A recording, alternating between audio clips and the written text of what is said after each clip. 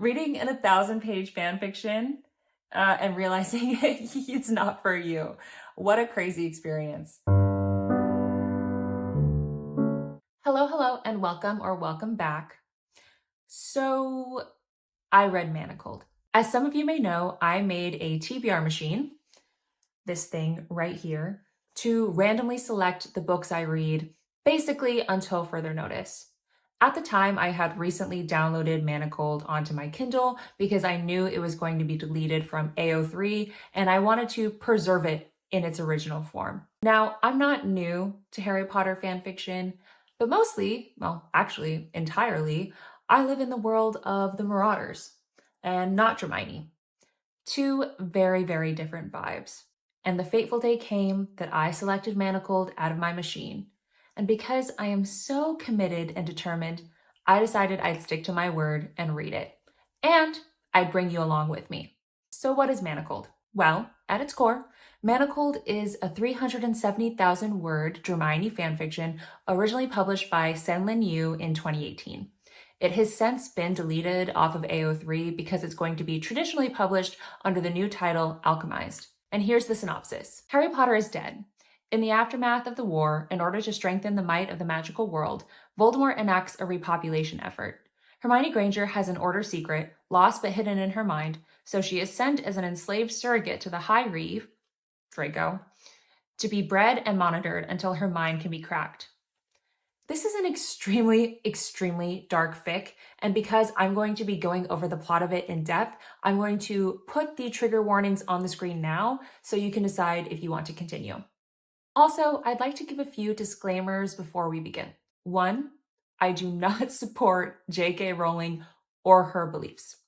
Trans rights are human rights. Two, there is going to be some general hater behaviors throughout this video. I'm in the future, so I can tell you I didn't hate this fic overall, but the tendencies are there. The hater tendencies are there. And three, because this is going to be an in-depth review of Manacled, there will be spoilers throughout. So with all of that out of the way, let's begin this Homeric odyssey, which is Manacled.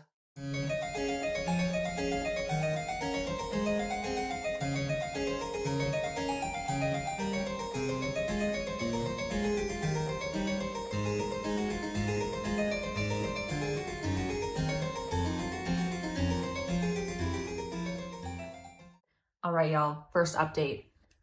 Hair done, new clothes, makeup done. I'm trying a new look where I appear kind of slightly feverish and ill in an attempt to ward off men.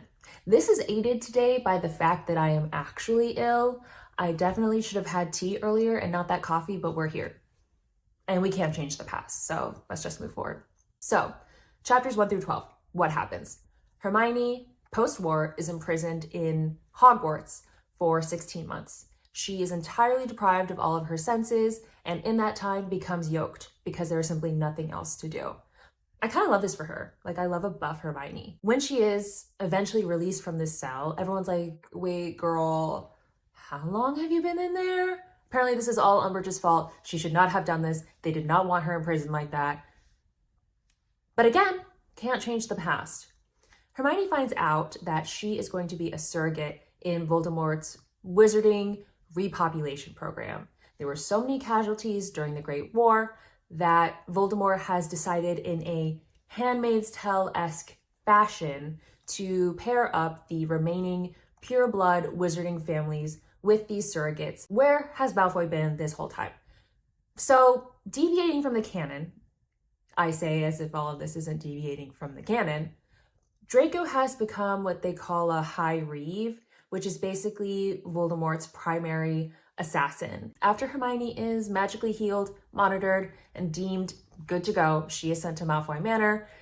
There she encounters Draco and his wife, Astoria. They are not close. They do not vibe. It was basically an arranged marriage anyways, which leaves us open for potential Dramione romance in the future.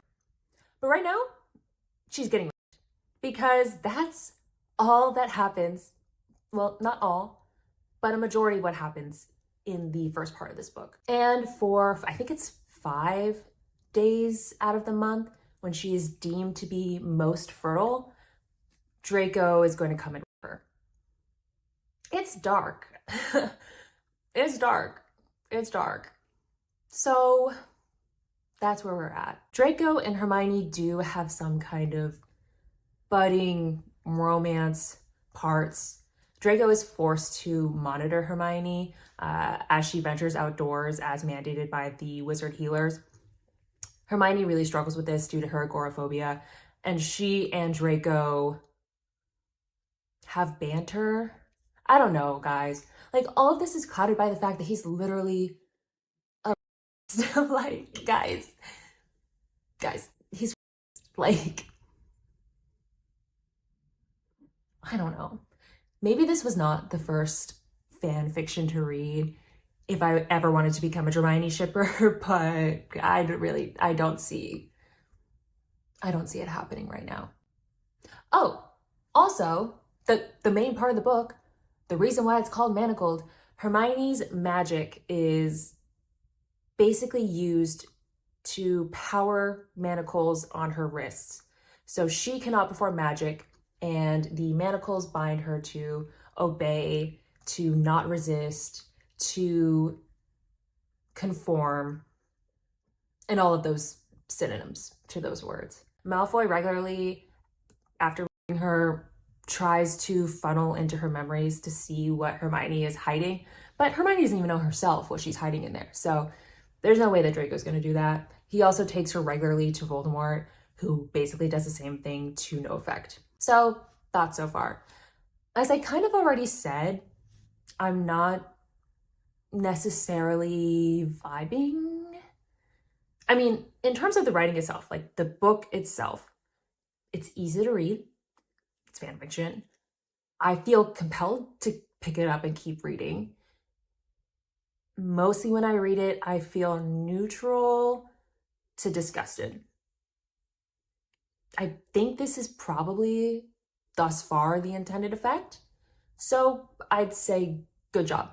I think I'm feeling all the things I'm supposed to feel. I'm so sorry that I am so scatterbrained today. I'm just gonna blame it on being sick and hope that you stick with me. And I will try to be more coherent in future updates. I am going to go to the library later this week, so maybe I'll bring you along with me. We can have a little fun day out. I will get even sicker because the pollen count is going to be so high, but we'll do it. And I will see you in the next update.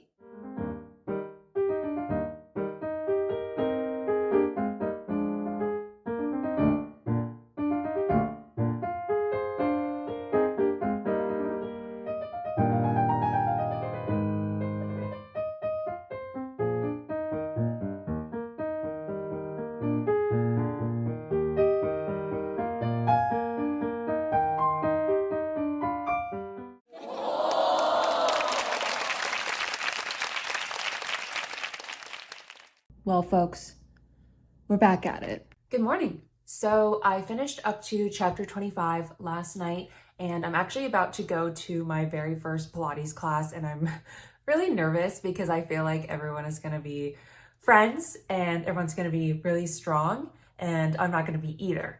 But before I go do that, I wanted to do a quick, which probably won't actually be quick, recap of everything that happened and how I feel about it up to chapter 25. I actually took notes this time, so if you see me looking over here, I have them.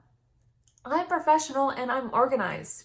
So let's get into it. So where we left off, Hermione is folding cranes up in her room when Graham Montague appears. We later find out that Montague is Astoria, who is Draco's wife's side piece. So he's in Hermione's room, he's being freakish and gross. Malfoy's right on his tail, ushers him back to what we discover is a New Year's Eve party. Hermione proceeds to snoop on the party, and she realizes that all of the Death Eaters are there and they've brought their surrogates. This is pretty shocking to Hermione because she basically feels like she is similar to everyone else. She assumes that they're all being sequestered in their respective manners, but they're not. They're being brought out and shown about Malfoy Manor. Do I have any thoughts on this? No. Not yet, at least. The following morning, Hermione gathers up her courage to explore another wing of the manor. I think this is the next morning. At some point after the party, she is traveling around another wing of the manor, which is basically doused in dark magic. We then discover this is Lucius's wing. There's like a giant cage in there that he tortures people in. Hermione assumes this is Draco's. Draco's like, I'm actually not that crazy. This is my dad's. My dad is, in fact, that crazy. All the while, Hermione is still trying to build up like a psychological profile of Malfoy. She doesn't understand what his motivations are for doing any of this. He does not seem particularly interested in the other Death Eaters. He doesn't seem insane and power hungry necessarily, although he must be to some extent because he is now Voldemort's right-hand man. She doesn't understand why he does the things he does. And I don't care. I literally don't care. I don't care what he's doing it. It's like, I don't know. I'm sure I will care. I'm sure something is going to be revealed and I'm going to be like, oh my gosh, like, it's all adding up. It all makes sense. We're not there yet. I'm simply like, okay, this is like a guy that's evil. I really don't care why he's evil. I know Malfoy stands right now are probably like punching their screen. They're writing angry comments. They're mad at me. They're booing. I hear it. Prove me wrong. And maybe you will. Maybe I sound really dumb right now. We'll see. Throughout these chapters, we're also getting more flashbacks. Hermione's brain is slowly breaking apart, and we're discovering more about the past. And I don't necessarily love Hermione's characterization at this point.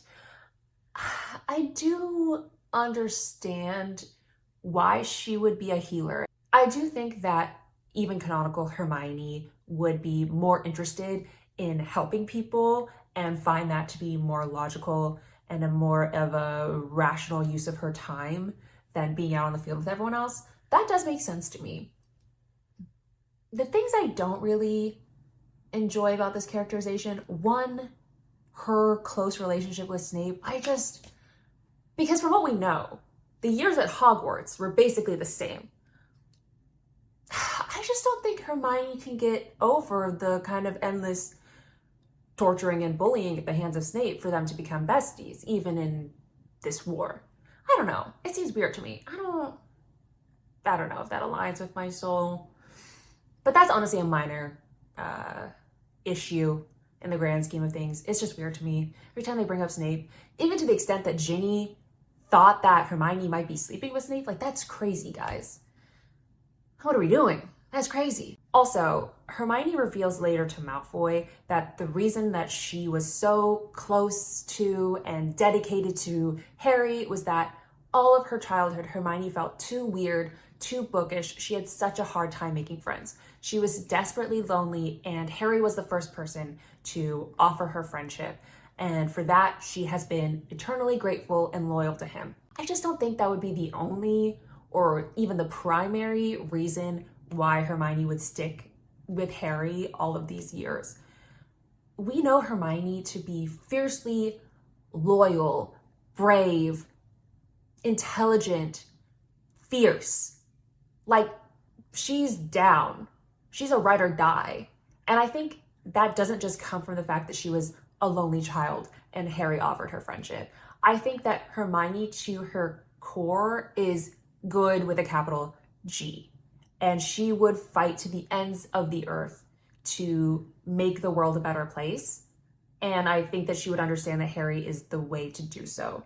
The next mildly exciting thing happens in chapter 16 when Umbridge is killed. It is apparent to us, the reader, and later to Hermione and Malfoy, that Umbridge was actually killed to get to the locket. Hermione can remember that Horcruxes exist and that this was an effort to destroy the Horcrux. So there's that. Hermione's later taken to Voldemort. She is tortured. Like, we get it. She's being tortured the whole time. We also come to find out that Draco is also being regularly tortured by Voldemort. I still, at this point, don't feel sympathetic, but maybe we will get there. Hermione does feel guilty about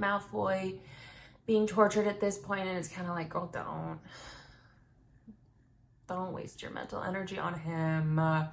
He's blonde. And can I say, guys, like, this is so monotonous. I understand that that's intentional, but it doesn't make the experience of reading it any better when you know it's supposed to be that way. The next exciting event happens when the Malfoys host an equinox party.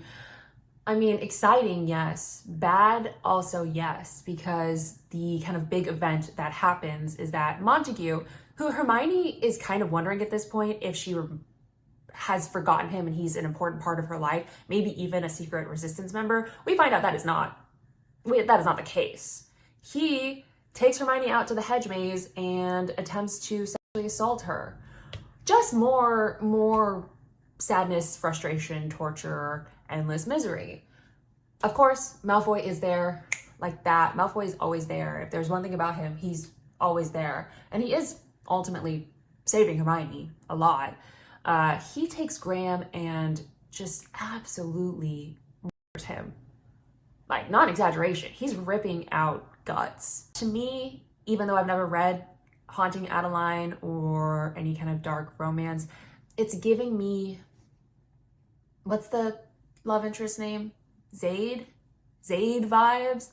Like, yeah, it's cool and macho and, I don't know, hot to some people, maybe, to see one guy ripping out another guy's guts to defend your honor. But just because the guy who hurts you hurts another guy that hurts you does not mean the first guy is good or even better necessarily. And again, I know probably stuff will be revealed that makes him good or makes him better, but we're not there yet. So to me, it's not giving anything. Oh, then Astoria tries to poke out Hermione's eye. Yeah, like Draco's there again. He apparates from Romania and they're like, whoa, this is crazy. How did he do that? He's like, you can never touch her again, blah, blah, blah, blah. We also find out that he is a really talented and powerful healer. Hermione's like, whoa, that's crazy.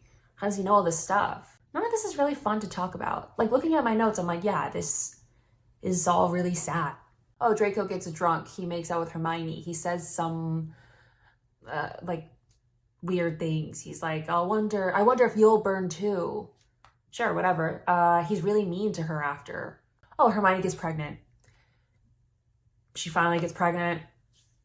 It's bad for everyone. No one really seems happy about this, but it's better than the alternative, so I guess you kind of have to be happy about it. So, you're gonna suffer, but you're gonna be happy about it.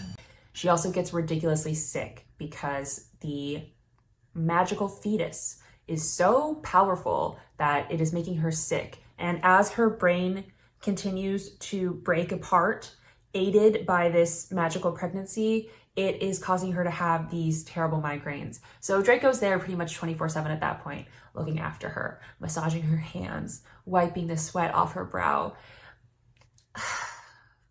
That's nice. I appreciate that. The whole thing that we kind of discover, and that's repeated a million times in this portion of the book, is that rape isn't really Draco's thing. He has to do these things. He's being tortured into doing these things. The alternative is probably a really horrible, slow, painful death. So we do sympathize with Draco because he's under strain. He's under the Cruciatus curse. Things are not good for him either. People love this for a reason. So I'm just gonna have to believe that that reason is forthcoming. We're at the flashbacks. So I think this is the moment where all will be revealed. Oh, hi. 5-minute warning. That's my 5-minute warning. I have to go to Pilates now. Yeah. Bye. All right, guys, I'm back and I have finished flashbacks 1 through 12. We essentially get dropped into the middle of the war. The Order is desperately losing on their side as Voldemort continues to gain more power. And then an offer comes through. Draco has decided to offer himself up as a spy. And in return, he asks for Hermione, both during and after the war. What does he mean by getting Hermione during and after the war? Unclear at this point. He basically just owns her. And because Hermione is so desperate to gain any sort of traction in the war, she's been shot down in terms of her requests to incorporate more dark magic, start using some more extreme spells in order to fight off the Death Eaters. She's basically like, I'll do anything. And everyone else is like, Hermione, no. But she doesn't care. She is going to win this war at any cost, which is ironic because they don't win the war. We know that. But she agrees anyways, and she is sent off for her first meeting with Draco in some gross abandoned shack in some random village. Draco and Hermione's first meeting is a bit odd. Hermione can't really understand what she's doing there. Draco does kiss her, but it's more to assert dominance and less to gain any sort of sexual or romantic gratification. He actually discovers that Hermione is a natural occlumens and decides to structure their meetings around giving her occlumency lessons. Draco wants to be assured that if Voldemort or any other Death Eater was to get a hold of Hermione, they couldn't access her mind. Which I guess worked, because we do know that in present day, Hermione has those big geodes over her mind, so no one can access her memories, even herself. So maybe actually Draco was a little bit too good at those occlumency lessons. During these meetings, much like during her time in the present day as a surrogate, Hermione is trying to build a psychological profile of Draco so she can understand what he wants and why she's there. She determines that loneliness is a key factor in Draco's life. It guides his motivations, his desires, and his wants. Draco does end up proving himself useful to the Order. He gives them a massive tip that allows them to break into a prison and destroy it. However, he does in fact pay for this. Although Voldemort, of course, doesn't know that he's a spy, he does believe that Draco's failure to stop this prison break-in is grounds for a lot of torture. Voldemort ends up carving these runes laced with dark magic into Draco's back. Nagini's venom is in there too. I don't remember if it's like with his wand or with a knife or with Nagini's fang, but it basically causes these wounds to fester for weeks. Hermione eventually realizes that this has happened and tries to heal Draco, but it's too late. She can contain some of the magic and remove the excess, but the dark magic itself basically has sunk into Draco's bones, and the damage is irreversible when it comes to that. Basically what I think is that I wish Draco had dark hair. Like, I truly think that I would be 50 to 70% more agreeable to the things that occur in this fan fiction if Draco had dark hair. During these flashbacks, we also find out how Ginny got the scar on her face that Hermione can remember a bit of in present day, and also how Hermione acquired those poison knives that everyone keeps talking about.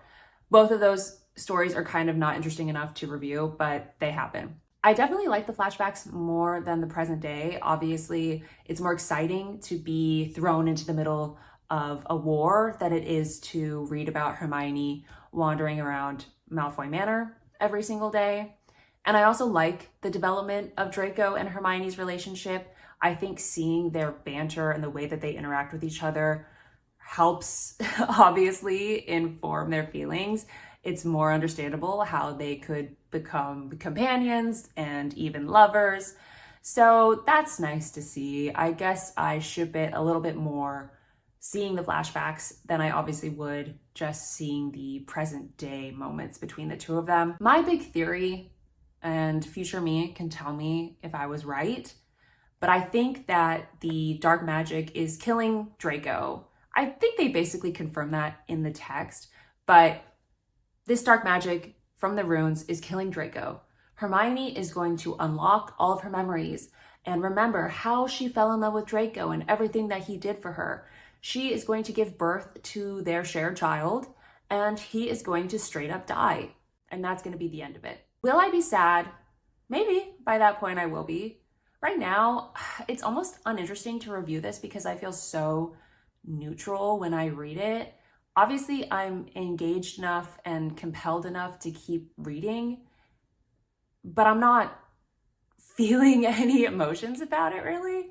It's just something that is occupying my time. I'm going to try and read flashbacks 13 through 25, I think, next, and then come back for an update when I finish with those. So I will see you in the next check-in.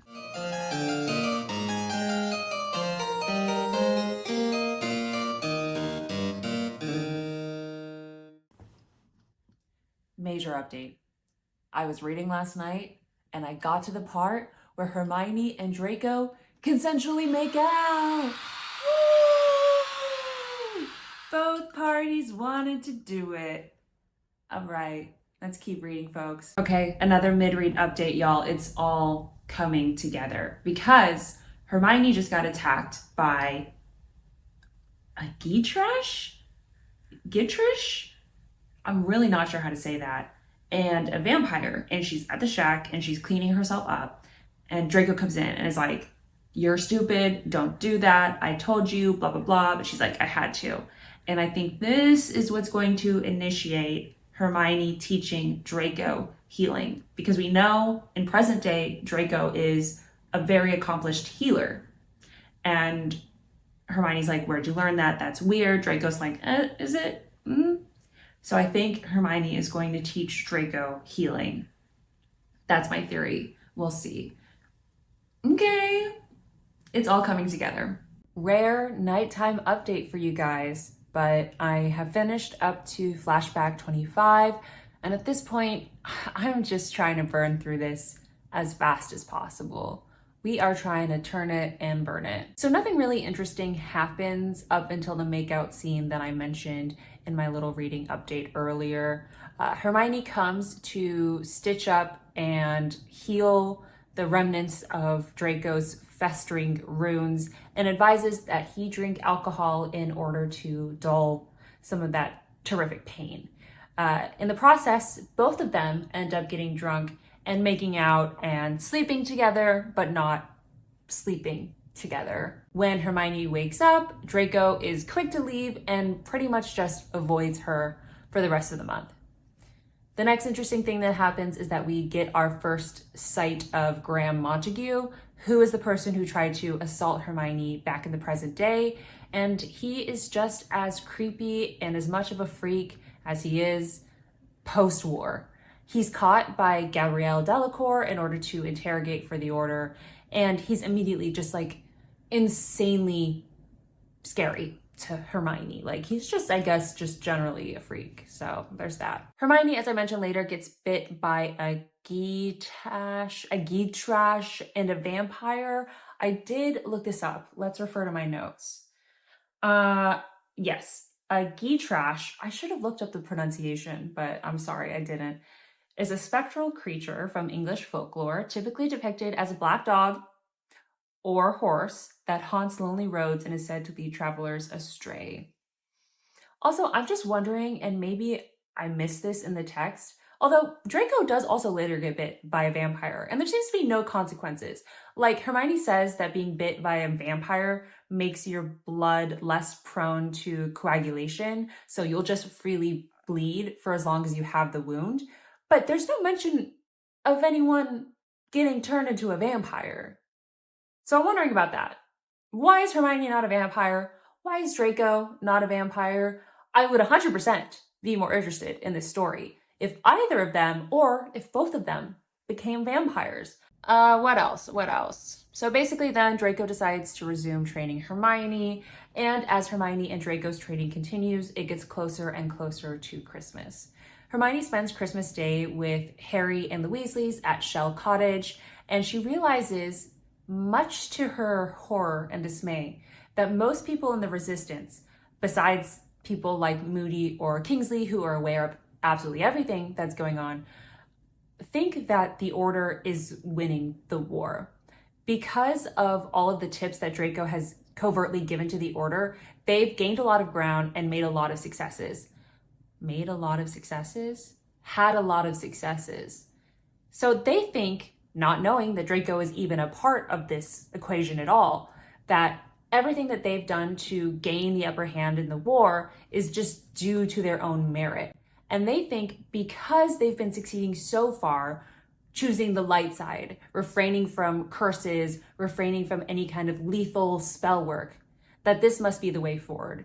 Hermione's in a state of despair because she knows as long as Draco is feeding them this information that helps the Order, she will never be able to convince anyone to use deadlier spells because they think that they're doing everything and being rewarded for being pure of heart, essentially. Even though Hermione realizes, one, they're not winning the war despite having small victories, and two, it's not being a good person that's making them win the war. It's actually a horrible person, Draco Malfoy. So that's unfortunate. And because of this kind of state of despair, and because she knows there's basically no going back from here, Hermione initiates this huge fight with Harry over still believing in lethal spells. And I think a large reason for this is that Hermione has felt disconnected from Harry and Ron and the rest of the Order for years now, and knows that if they ever find out what has happened between her and Draco, they'll never forgive her, even if she was doing it in order to advance the cause and to help the Order. So it's easier and more advantageous to just sever those ties now intentionally than waiting it out or being stuck in the state of limbo where Harry, Ron, and Hermione pretend to still be best friends, even though they haven't been anything of the sort for years now. And the hits keep coming. It's either Kingsley or Moody or both of them, but someone reveals to Hermione that they actually intended for Draco to die from his injuries after being punished for the break-in at the prison. They didn't think that Hermione was going to heal him, and because she has, they view her as compromised. They think that she has fallen for Draco, which, fair enough, she has, and therefore her beliefs and opinions can't be trusted. They also warn her that they do intend to kill Draco or impede him very shortly. And she has essentially one meeting to find some way to ensure his loyalty. Otherwise, that's it. They're done. So obviously, in a major state of distress, when Draco and Hermione meet again, Draco can tell that something is wrong, and Hermione shortly breaks down and reveals all of the stress that she's under. This leads to making out, and making out leads to more than making out, which is awesome for both parties involved. However, does carry a very intense emotional burden as well. And because of this intensity, Draco just lets everything out. He spills all the beans. He reveals his desires, his motives, his plans. We basically get the entire rundown of Draco's life from 6th year on. Basically, Draco returned from school one summer, I believe after 5th year, to find his mother caged up by Voldemort. Voldemort revealed that unless Draco joined the Death Eaters, killed Dumbledore, and obeyed his orders, that Narcissa would remain in this cage and eventually be killed. Under such duress, of course, Draco agreed to Voldemort's conditions. I mean, it's not like anyone really had a choice here, and killed Dumbledore. I don't think I mentioned up to this point, but this is where, along with many other points, this fanfiction diverts from the canon. In this version of events, Draco is the one to kill Dumbledore, not Snape.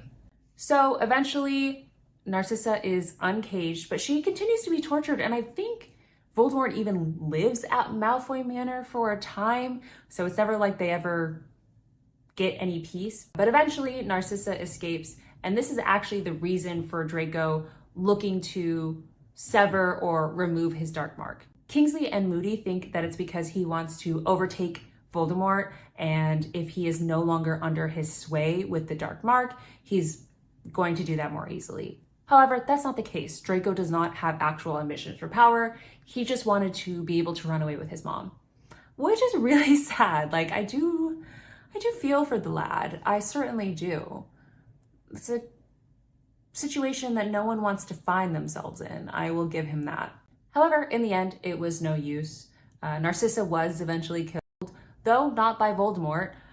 It's not like anyone did anything to help protect her, so that's unfortunate. Draco knew he wanted to help the Order and avenge his mother's death, so he began plotting a scheme in order to become a spy. The reason that he asked for Hermione as essentially a slave was just strategic. He had no sexual or romantic interest in her. He just thought it might be plausible that he would want ownership of one of the female resistance members as payment for his services, essentially. And knowing that Hermione was a healer, so she wasn't often in the field and might not be as feisty as some of the other resistance members, made Draco choose her. Draco kept climbing the ranks not to overtake Voldemort or gain any power for personal reasons, but just so that his death would be more catastrophic to the Death Eaters once Draco inevitably eventually died, either by Voldemort's hands or the Order's. And in the end, to show his allegiance, he even agrees to take an unbreakable vow and promises to always support and help the Order and never betray them. So what are my thoughts? I'm ready to be done. I'm tired. This started as a fun experiment where I thought maybe I could be interested in shipping Dramione. And I thought it would be fun to start with what I perceive to be the most popular Dramione fic. I could be wrong, and if I am, let me know. But from an outsider's perspective, this is the only, well, no, that's not true. This is one of 2 Dramione fanfictions that I'm aware of. I know this one, and I know one that's like Draco Malfoy and the mortifying ordeal of being in love. I'm not in this side of the fandom, so for me to know those 2 indicates to me that they must be fairly popular. That's when I was 0% in. I was hopeful. I was full of vim and vigor. I'm not now.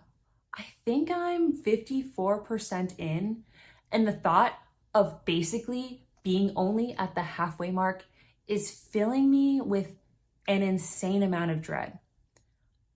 I'm not having a good time. And I'm not even saying that this is the fault of the author, because I think primarily it's not. This is a compelling story. If you're interested in these 2 characters being together, then I think you would love it. I have just found that I am not.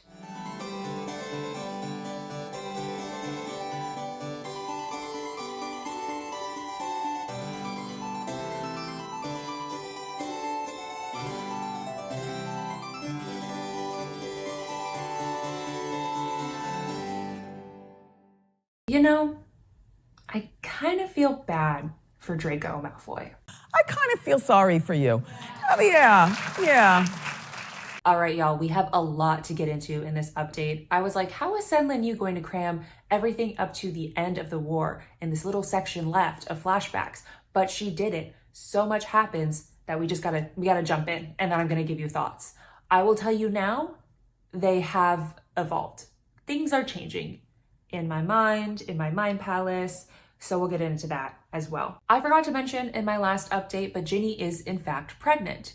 Because it is a very inconvenient time to be pregnant, Hermione comes up with a scheme to explain that Ginny has spattergroit and therefore must be quarantined and no one can see her, including Harry, because Harry knowing that Ginny is pregnant is just going to make him more erratic and foolhardy. So the only people who actually know of Ginny's condition are Hermione and Kingsley. Meanwhile, Ron gets captured in a mission to break into Hogwarts to retrieve one of the remaining Horcruxes, and Harry orchestrates a really terrible plan to break him out and free him. Hermione is roped into this because they explain that Ron will likely need a healer once they get to him, and Hermione knows this is a trap. She indicates as much, but eventually agrees to go on with the plan because she knows that Harry's going to do it anyways. So at least she can be there for backup if necessary. Once they break into Hogwarts and rescue Ron, the team finds that it is indeed a trap. And before they know it, there are hundreds of Death Eaters encircling them.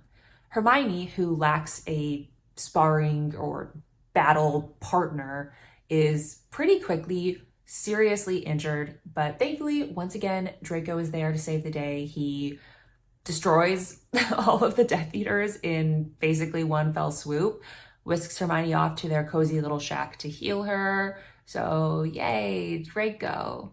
He also informs Hermione that if anything happens to her, he will destroy the entire order. And Hermione's basically like, hey, you actually made an unbreakable vow. You really can't do that. He's like, I simply don't care. I don't care about the resistance. I don't care about the order. I just care about you. So if anything happens to you, they're done. When Hermione returns to Grimmauld Place, her and Harry have this sort of reckoning, which is actually one of the only conversations that Hermione can remember back in present day. She's also feeling some really adverse effects to using dark magic. She literally beheaded a werewolf and is basically like woozy and hallucinating. So she returns back to Draco because she knows that she needs someone to be there for her during this experience, and she can't find any support in Grimmauld Place. So it's back to Draco, who is wearing an Oxford sweatshirt and jeans, which Hermione is like, am I hallucinating this? Or is he really in jeans right now? What's the vibe? And Draco takes her to a Muggle hotel, which again, Hermione's like, I think I'm just hallucinating. Turns out she's not though. Draco reveals that when he's not fighting for the Order or fighting for Voldemort, he's spending his entire life essentially in the Muggle world, rotating between several different posh hotels.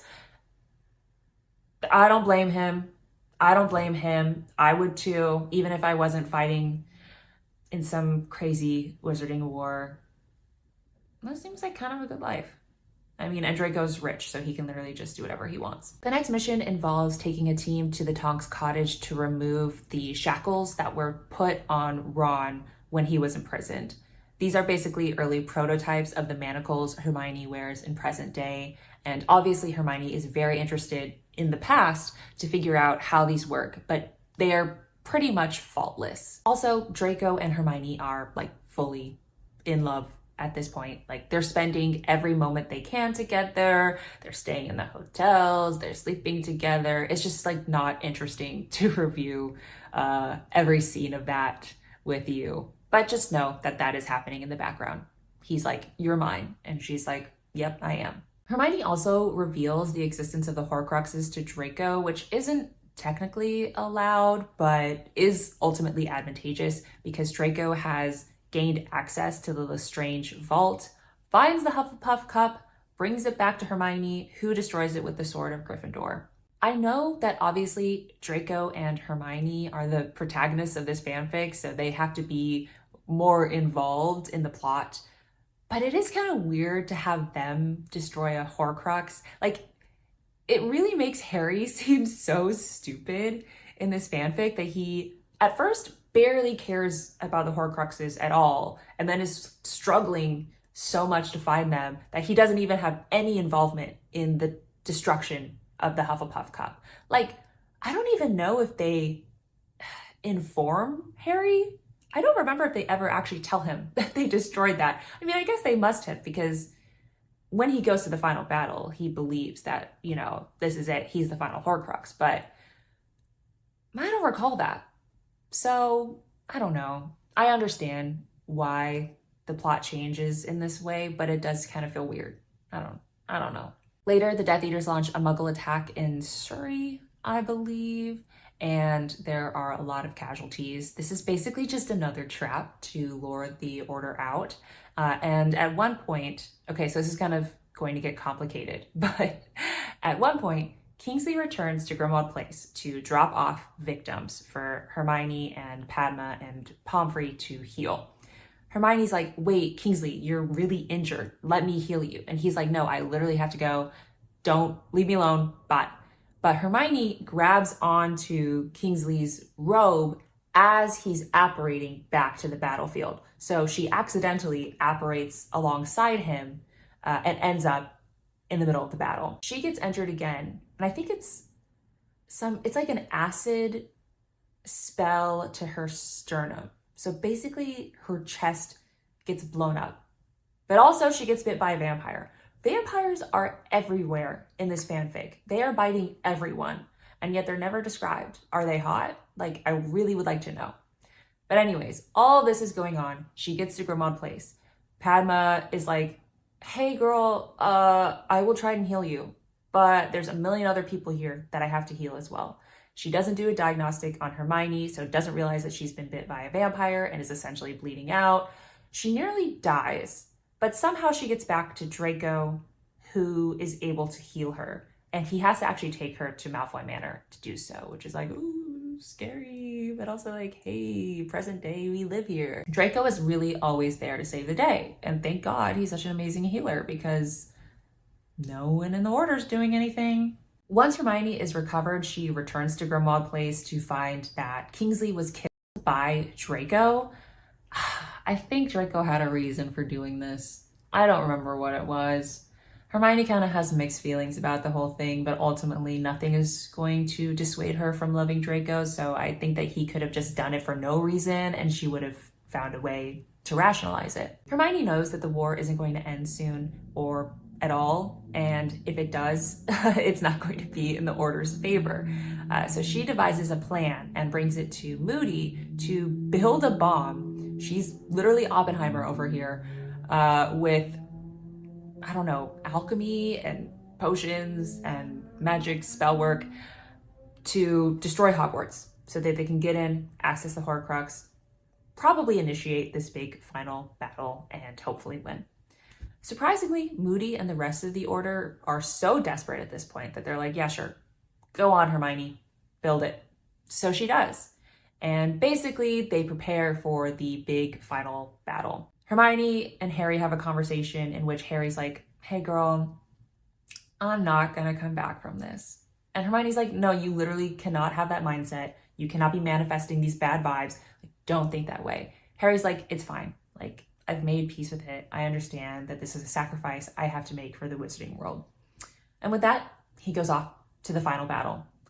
Hermione and Pomfrey are waiting around in Grimmauld Place for the victims to start rolling in when Hermione gets word that her bomb was successful. It did what it needed to do. Great stuff. However, Pomfrey also mentions that Harry has always had 2 magical signatures randomly. And Hermione's like, that is not possible. No wizard can have 2 magical signatures. And then things start clicking. She realizes that Harry is a Horcrux and she's like, gotta go. She apparates to the battlefield. Everyone's like, Hermione, what are you doing here? Get out. She's like, I need to talk to Harry. And she does, and reveals to him that he is a Horcrux. He is fairly understanding of this, and now more than ever believes that he has to sacrifice himself to Voldemort in order to end the war. Hermione tries to convince him that she can find a way to remove the Horcrux without ending his life. So he should just call off the troops, they can all retreat, and she can figure this out. But Harry's like, people have died for me. People have sacrificed themselves for me. Not just today, but in the several months and years leading up to this. Like, this is it. I know from the prophecy that I have to do this. Hermione, in a desperate move, reveals that Ginny is pregnant. Harry's like, that sucks. That really sucks, and I'm really sad about it, but I'm still gonna go ahead and do this. So promise me that you'll take care of Ginny and the baby, and I'm gonna go do my thing. He does his thing, and it doesn't work. As we know, because in present day, we're aware that the Order lost the war, they don't realize that there's another Horcrux. Neville kills Nagini, Voldemort kills Harry, but the locket is still out there. And this is crazy to me. I don't remember in the fic, but did Dumbledore teach Harry about the Horcruxes in the 6th year? Because I don't get how they wouldn't know about the locket. Because just like, no one, even Hermione, in this version of this universe is smart enough to realize that there's a Horcrux for every house of Hogwarts. I don't know if I can believe that. I just don't know if logically that makes any sense. So yeah, the Resistance loses the war. In the midst of the battle, I think Hermione gets concussed somehow.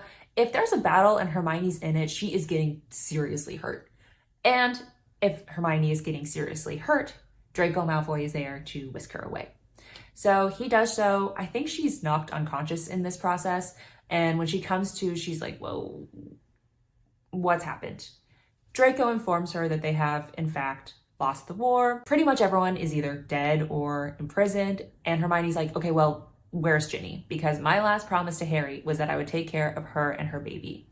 Draco reveals that Ginny is in the prison in Sussex, which is pretty much the worst fate possible because that's where they do the torturous experiments and development of dark curses. Hermione explains that she has to, at all costs, get Ginny out. And Draco eventually relents and is like, if I do this one thing for you, will you promise me that you will be obedient, you will agree to what I say, and you will get out of here? And Hermione's like, yeah, of course. Yeah, of course. So Draco does it. He manages to get Ginny and their unborn baby out of the prison and puts her away in some sort of safe house. And he's like, okay, Hermione, this is it. I gotta go do some housekeeping, but you have to stay here.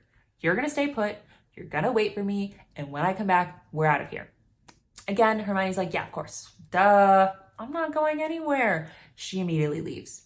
She immediately leaves to blow up the Sussex prison because Draco has told her that he blew his cover in order to get Ginny out. Hermione wants to remove all evidence and also get some revenge, which she does. She blows up the prison. She burns down a bunch of Dementors. Her Patronus has changed into a dragon because Draco dragon, of course.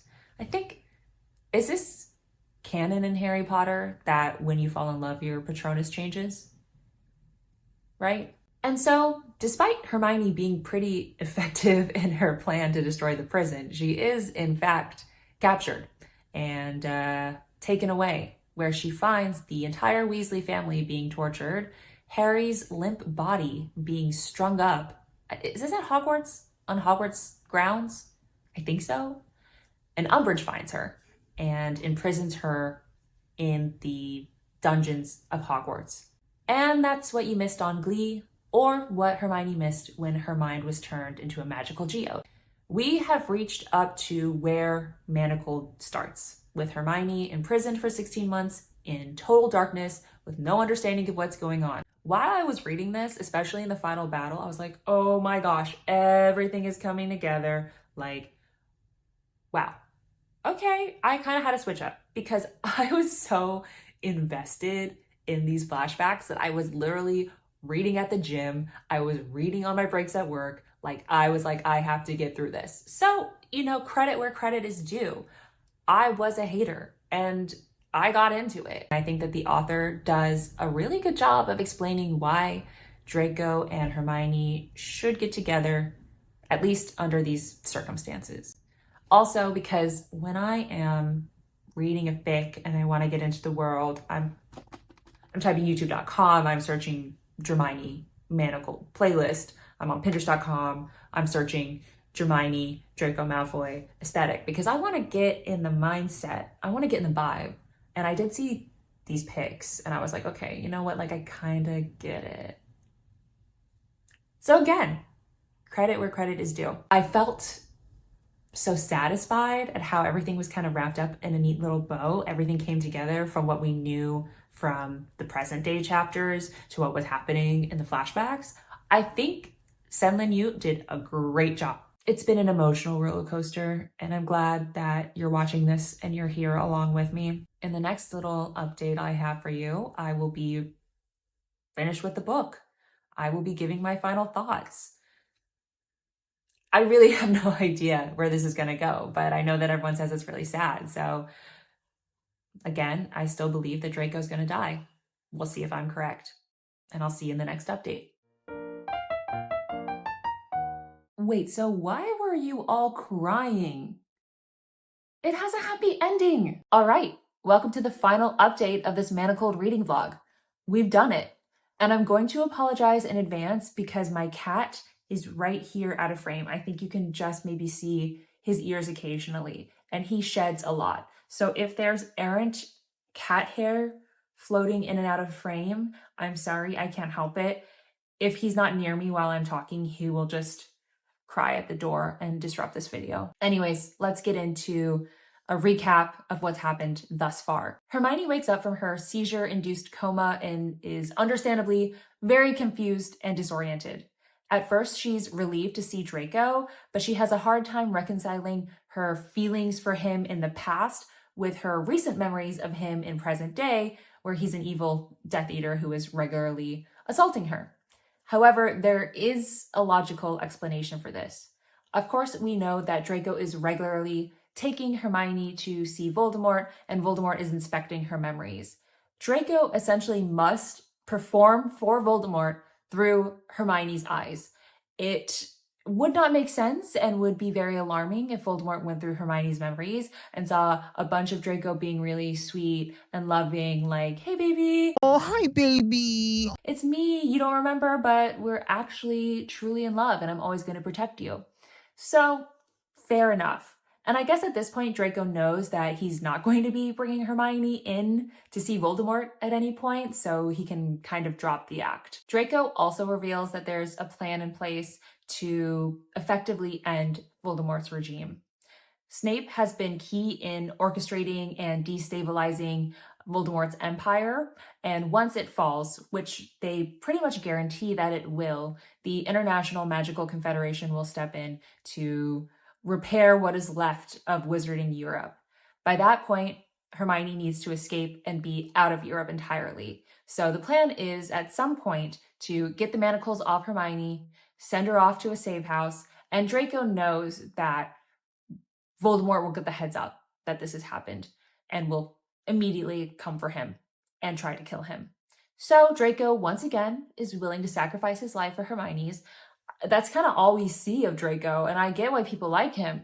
All he does is protect her and sacrifice himself for her, and that makes him a pretty likable chap.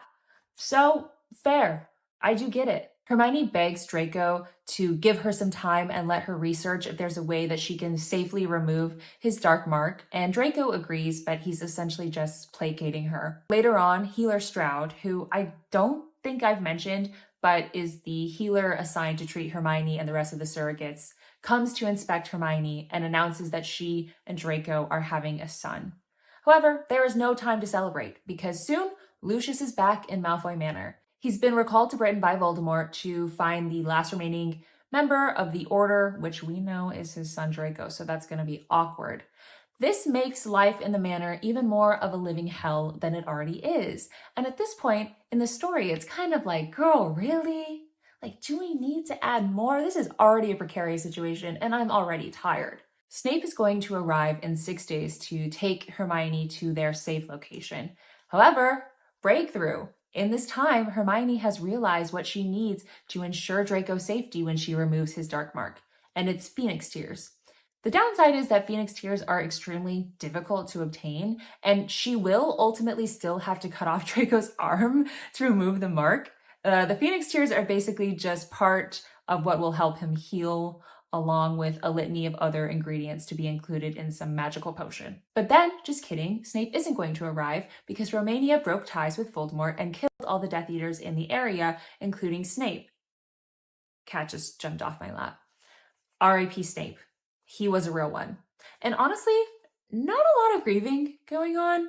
They explain that Draco doesn't really feel anything about this because Snape was just a means to an end, the end being saving Hermione. But I do think, he did a lot for them. I think even Hermione should be a little bit more upset than she is portrayed to be, but maybe after so much agony, you just simply can't react in a way that is equal to the event that has just occurred. I don't know. Now there's a new plan to get Hermione out. Ginny is going to retrieve her in about 3 weeks, which gives Hermione hope because this gives her more time to figure out a way to bring Draco with her. In the meantime, Draco is pulled away from the manor frequently. He's essentially pulling double duty in order to keep up appearances as a Death Eater, especially as Voldemort's regime is crumbling around them. This gives Lucius the perfect opportunity to snatch Hermione up in Malfoy Manor and take her and interrogate her about who the potential last member of the Order may be. Hermione insists that she doesn't remember, and Lucius is like, girl, I know you're lying. I know it. So let me just dig into that mind a little bit and let's see who it is. And Hermione's like, okay, bet. It's your son. But you never guessed that. Lucius doesn't believe her until he sees in her memories that Draco is in fact in love with her and that he is the remaining spy left from the Order. Hermione also shows Lucius memories of Draco talking about Narcissa. Lucius didn't know that Narcissa was being tortured by Voldemort. I don't remember how he doesn't know this, but he doesn't. So he's kind of shook to see all of that. And he kind of has like, I don't know if he has a change of heart, but he's gagged. Gagged him a bit for sure. Then some crazy stuff happens. I don't know how to explain it because it's obviously very vague and chaotic in the book because it's from Hermione's perspective. Basically, Draco arrives to save her. There's a big explosion. Hermione's hurt. Lucius is hurt. I think Draco's even hurt. Lots of chaos ensues. But basically, Draco is able to break Hermione out. He puts Lucius in the cage that was used to torture Narcissa and is like, dude, I'm gonna actually kill you. And Lucius is like, wait, before you kill me, I have an offer that you can't refuse. What if I told you that there is a vial of Phoenix Tears, because he also sees this in Hermione's memory that she needs the Phoenix Tears. There's a vial of them just casually sitting on my nightstand right now. I don't know if they're actually on his nightstand, but they're in his room. And Draco's like, don't care, gonna kill you anyways. And Hermione is like, wait. What's the terms? Because we need those.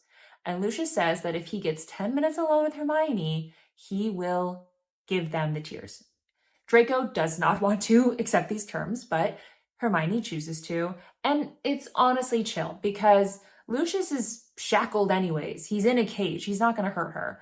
And he basically is like, what are your intentions with my son? And Hermione explains that she wants to save him. And to do that, he will unfortunately have to kill himself to allow Draco to fake his death and get away. You know, Lucius is like, all right, like, hey, what is there to live for anymore anyways? Girl, I got you. Actually, I will do that. So cool. The mission is in place. New plan, they're going to get the manacles off using both Lucius and Draco because 2 Death Eaters have to cast Mors Mordre, which is the spell that puts the dark mark in the sky, simultaneously in order to unlock the manacles. Lucius estimates that they'll have about half an hour after this is done before Voldemort is able to come for them. So in that time, Hermione has to take the dark mark off, get all their stuff together, and they have to get out of there. And this plan actually works. So first they get the manacles off. That's great. Hermione's like, whoa, I have magic again, and it feels absolutely crazy. She then proceeds to complete a very difficult and graphic medical procedure in which she cuts off Draco's arm, removes the dark mark. Everything's going smoothly. They fly on a beautiful winged horse. I'm sorry, I don't remember what it's called. They're in the clear. Once they get to the safe house, everyone is still stressed out. Hermione's like, I can't actually believe that this is real, that we're safe. I kind of refuse to believe it, even after they get word that the press has announced that Draco has died. So after a few days of recovering, they portkey to Ginny's location. She's living in a safe house somewhere in East Asia on an island with James, and it's all good. Hermione already has a room full of books and a lab that Draco has constructed lovingly for her. Hermione and Ginny get to reunite, and Hermione finally meets Ginny's son, James. At some point, they get a dog, and they name him Padfoot, which is very cute. They've made it scot-free. And I gotta tell you, I was shocked. Like, I know we're getting a little bit into thoughts and feelings rather than recap, but I just fully believed that Draco was going to die. All of you were leading me to believe that something so horrible happened that you were left sobbing in your rooms. And I guess something so horrible did happen, but it happened the entire book. And I know that people weren't sustained sobbing for 900 to 1,000 pages, but maybe they were, because Draco and Hermione were fine. Hermione makes a prosthetic arm for Draco, and that's very kind of her. She also gives birth to their daughter, Aurora. It's spelled Aurora, or with an E, or Aurora. So I don't know if it's supposed to be pronounced Aurora or Aurora. I also have a hard time with R's. So either way, it's a name that I don't like saying. I'm going to say Aurora, but if I'm wrong, sorry. Anyways, she gives birth to their daughter.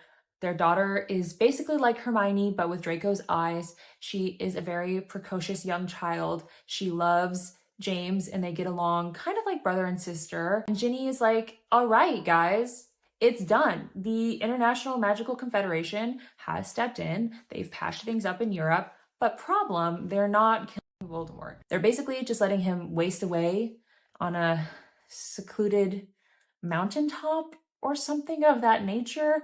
And Ginny's like, that doesn't sit well with my spirit, so I am in fact going to kill him. So anyways, you take care of James. I'm gonna go do this. See you in several years, maybe. And she does. She then reestablishes Hogwarts as a school and becomes the Defense Against Dark Arts teacher. So shout out Ginny.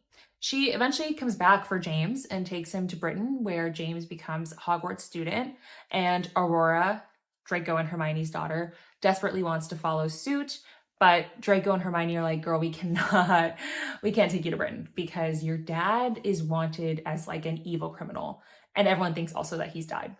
So instead, they send Aurora to school in New Zealand. She is a great student and eventually does go to Britain as an adult to work at Gringotts, I think. I don't know. At this point, I gotta tell you, I was zooming through these epilogues. I wasn't going to mention this originally, but I think people would get mad at me if I didn't. Aurora, when she is in England, goes to Diagon Alley and goes to Flourish and Blotts, I believe. There, she sees a book written about the Second Wizarding War and Voldemort's following empire up into its collapse. In it, there is a picture of Hermione next to Harry and Ron taken during... Oh, my voice went out. Okay. There's a picture of Harry and Ron and Hermione taken during the war. I think it's taken during Christmas when Hermione gets into that big fight with Harry. And it describes her as a non-active member of the Order who did not fight. This, I know from seeing the TikToks and the Reels, is people really react heavy to that whole she did not fight thing. Because obviously she was in the trenches. She was fighting the whole time. Like maybe more than anyone else. So, you know, it's like, it's tarnishing her memory almost. They also say that she's died, which obviously she hasn't, but that's okay. And that's the end. We did it, guys. We freaking did it. I think I'm gonna get a glass of wine and then I'm gonna come back to you with my thoughts. Let's hear a little commotion for the Trader Joe's Simpler Wines Apple Italian Wine Cocktail. Let's get into my final thoughts and feelings. So, full disclosure, I started this book this morning. I didn't start the book. I started the end of the book this morning and finished it. Then I went to work, and now I'm here to do my review and my recap. So I've had a fair few hours to process my thoughts and feelings, which was helpful because when I finished the book, I really did not know how to feel. I was very conflicted. And in terms of star rating, I settled on a 3, but you could convince me that it was a 2, and you could also... No, you couldn't convince me that it was a 4. Okay, you could convince me that it was a 2, but I'm going to settle on 3. And here's why. This is no fault of the author herself. I think that Sen-Lin Yu did an incredible job with this fanfiction. In terms of fanfics that I've read, this is probably up there, the top echelon of good fanfics, because it does stand alone as its own story, clearly, because it's being traditionally published. I am curious what's going to happen with that, because I do say it stands alone, but obviously the entire world is based in Harry Potter, so I don't know how they're going to extract the story from what she who must not be named has already written, but it is a whole story. It's complete. It's well thought out. It's gripping. Did I enjoy reading it? No. Was I locked in? Yes, I was. I wanted to know what happened at every turn.